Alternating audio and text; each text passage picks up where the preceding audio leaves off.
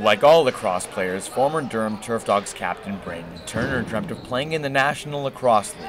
However, concussions have forced him to find a new role in the sport. Most guys would probably tell you that have played contact sports, you couldn't even put a number on how many concussions you've had.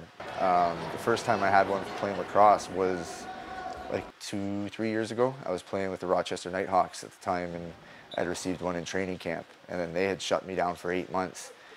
Was lucky not to have any more, and then I had 4 in the past 6 months, like 4 real good ones, and then the last one was a extra good one because I came back too soon from a concussion, and here I am now as a coach, not a player. So you can think of a concussion kind of as a bruise to your brain.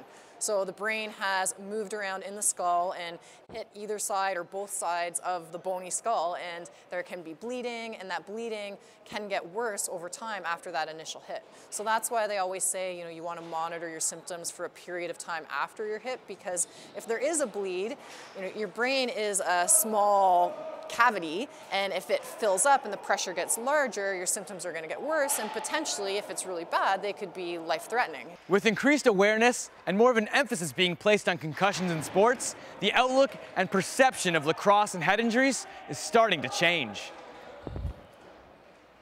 I think the perception of the guys that don't want to tell the trainer, I think that's changing now with, you know, the media attention to concussion, and people are more aware of how serious it is, and people aren't doing that as often. At least I find with the teams that I work with, the guys are more likely to come and talk to me when they're having problems, which is good and it's important. I was going to ask them if I could just be like a water boy and just help out and be around with the boys, because I mean, some of these guys, we've only been playing together for 1 year, but some of them are some of my best friends now, and not being around them twice a week would be tough. So I was just going to ask to help out wherever I could, and then they asked me to be a coach. And I mean, the next best thing to being a player is being a coach. So I was floored, and I was honored that he asked me, and I definitely didn't expect it. We said that this, you know, the guy's such a team character guy, and a guy that is so important to the team in general, that we had to bring him along. And you know, he expressed a little interest before, so we said, you know, why don't we, you know, bring him along here and have him learn and grow as a coach. I'd say probably 2 years ago, I had a really good one. A real bad concussion, and that's, you can't do anything for sometimes 2-3 weeks, but sit in a dark room and can't have the TV on. It weighs on you very much, and especially like you say, you're thrown into this athlete role as a kid, and it's all you know how to do, and it's all you know how to be is this tough athlete, this aggressive athlete. And when you're so vulnerable that I couldn't pick up my lacrosse stick and pick up a ball because my motor skills were so off, it just crushes you. Everything's been kind of thrust into the media and the spotlight with, like you say, all the football players and the wrestlers and all the books and all the movies that have come out. And I mean, you can't get away from it. And I let myself get completely immersed in it. And once I had to stop playing, it just tore me apart. I mean, in the past, the biggest problem has been everybody wants to be, especially in a sport like lacrosse, is it's a tough man's game. So guys want to tough it out. You're not tough if you have to sit out even a month, maybe a couple months, even perhaps a season because of a concussion. But now with the awareness that's getting out there, nobody's going to feel disrespected if you have to sit out perhaps a season for a concussion and save your career. There's a movie out there called Head Games that it basically just spins off of the book that was written by Christopher Nowitzki, who was a retired wrestler / football player. He's the one that really kind of spearheaded everything at Boston University with looking for CTE and figuring everything out. In the movie, they say 95 or 97% of the brains that they check from the football players that are donated have CTE.